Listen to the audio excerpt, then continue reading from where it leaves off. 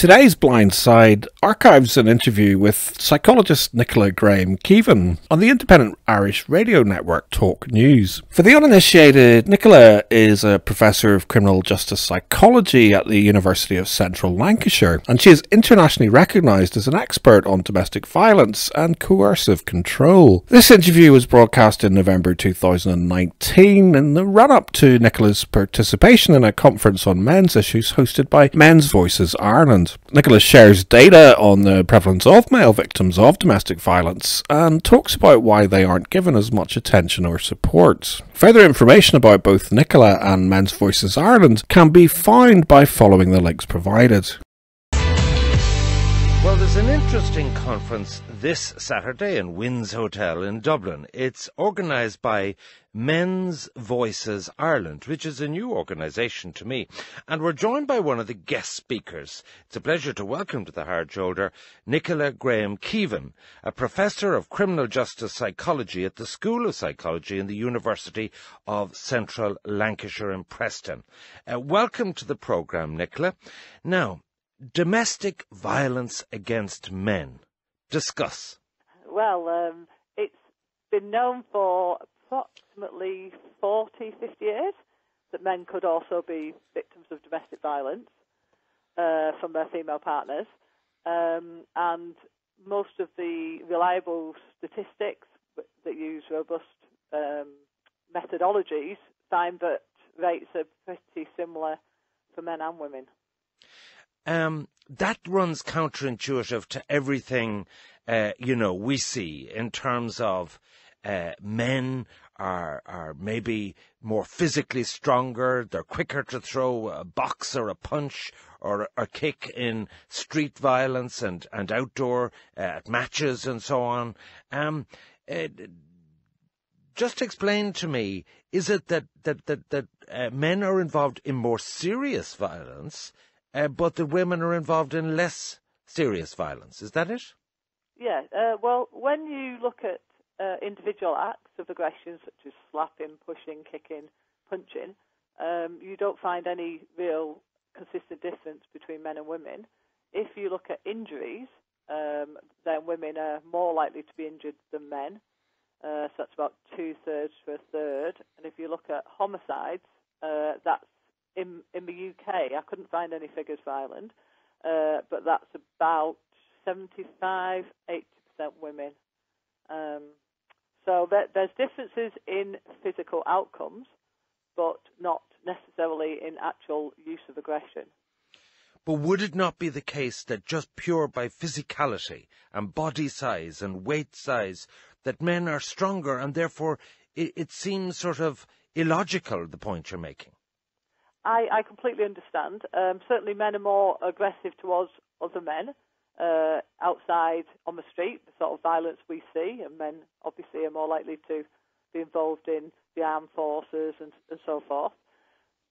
Where women use aggression, they tend to aggress against family members, against children, people who are less able to defend themselves, which would beg the question, why would they aggress against a man, their husband or boyfriend?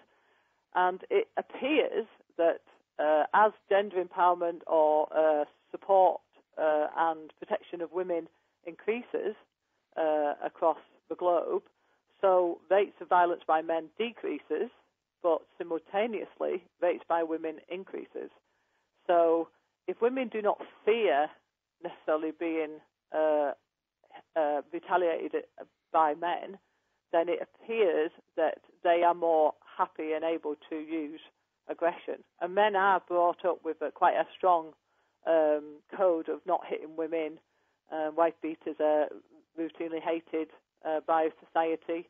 So there are very strong social norms against hitting women, plus women also have the whole power of the state, the police force, emergency services.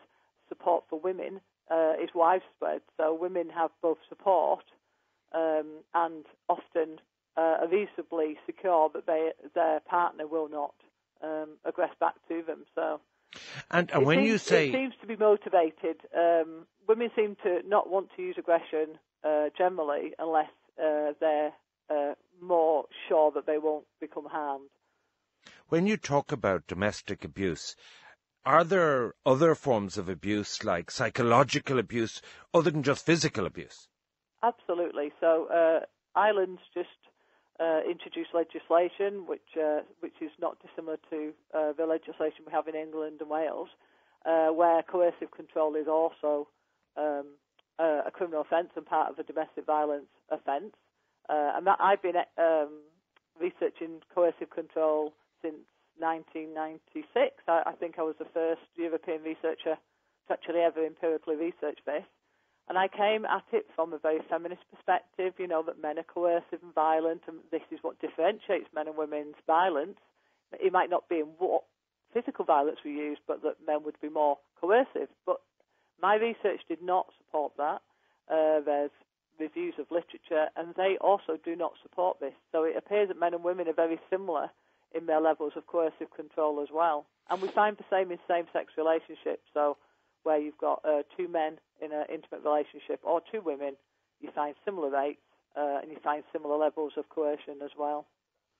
Okay, and just one of the things that I found most striking with your research, that only 5% of men who are victims of domestic abuse actually report it. Yes, well, the interesting thing with domestic abuse is it's so always framed around a women's issue that men actually do not recognise being assaulted by a partner and certainly being coerced by a partner as domestic violence. Where we have lots of media for women, and we need this for women because a lot of women don't identify their experiences within a relationship as domestic violence either, and I think that's partly because often the examples that are used in the media are often those real headline-grabbing ones where, somebody's been very severely abused and maybe made to eat out of a dog bowl and so forth, and these cases certainly exist, but they're not typical. Most domestic violence is not quite so extreme, and so that means that maybe women don't necessarily recognise a lot of their own victimisation, but at least women know that it's a women's issue. But for men, it's completely they have no idea that this is domestic abuse. Now, in terms of the law, I was reading various background notes to the conference, and I saw reference to the Istanbul Convention, and it was described as an appalling document in terms of, is it that it was anti-man? Certainly. They frame domestic violence as gender-based violence, and the reason they say it's gender-based, their perspective is it is motivated by men towards women because they are women. So that's why men use domestic violence. Gender-based violence is you use violence because that person is a woman, not because you're having an argument, not because of anything else, it's because they're a woman. So the Istanbul Convention is based on this premise, but the premise that the evidence underneath they use, they say it's because it's predominantly women who are victimised by domestic abuse, but that is not the case. It's certainly not the case across Europe or America, the UK and Ireland. It's not the case at all. So the very foundation of the Istanbul Convention is flawed. In America, they have a mandatory arrest policy. So a call comes in, 911 equivalent, I'm being beaten up here by my partner, male or female. What is the mandatory arrest protocol, and what's your attitude to it?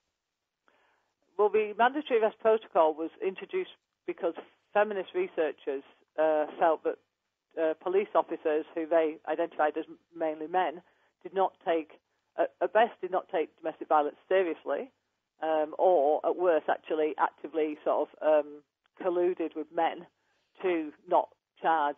So they pushed very hard for this mandatory arrest policy. What they didn't realise, what they didn't anticipate was what came from that, which is massive increases in women being arrested. So that tells us that actually where police turn up to a call, they use discretion to not arrest women. And so in effect it backfired. And then there's been now moves to say, well, we need to look at who's the primary aggressor and so forth. But at each point, really, we could push the ideology away and leave that to our sociology students and actually instead look at the evidence. We don't need to frame this as a man's woman issue or a woman's issue. Indeed, about 50% of violent relationships, both partners use aggression. So we need to really be framing this as violence in the home, which is obviously a criminal offence, but it's also a mental health problem, it's a problem for children, it's a societal problem too.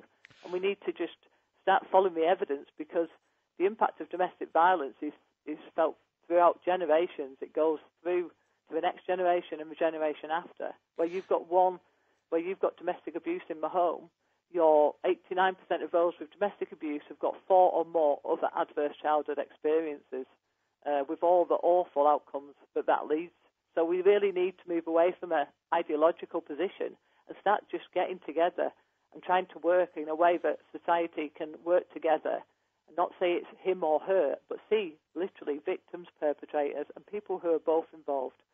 All right. Just finally, because nearly all the interviews we do in relation to domestic violence are rape crisis centres and so on, where the violence is perpetrated and the assaults against women,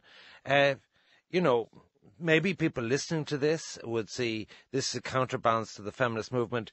Is Men's Voices Ireland, is this theme anti-woman? Absolutely not. I as a woman, and I also have 4 daughters, so I'm very invested in women, where we seek to support men, it's not about, but there's sort of like a limited pot of concern. So any concern we show for men, that takes concern away from women. That's not how life works. We can be concerned for men and women, and indeed, to be, to not be falling foul of sexism legislation, we need to be gender neutral on this. There is no need to frame this as a gendered issue. There's no evidence base for it. And even if 99% of those impacted were women, it doesn't mean that we should withhold support for that 1% of men. And when we're looking at almost equal numbers, we should certainly not be framing this as gender, because gender does not predict anything when we put them into our So the message is to men who are in this circumstance to reach out and to talk about it. Yes, speak out, yes. Yeah, but just be very careful, because obviously whilst the narrative is all around women, they need to be careful that there aren't counter-allegations against them, because where it's framed as a women's issue, it allows women who are perpetrators and also coercive and manipulative to use the system against men. And that is a particular type of coercive control that men are very, very much subject to, that women are not. Can't you see it too? There's an elephant in the room.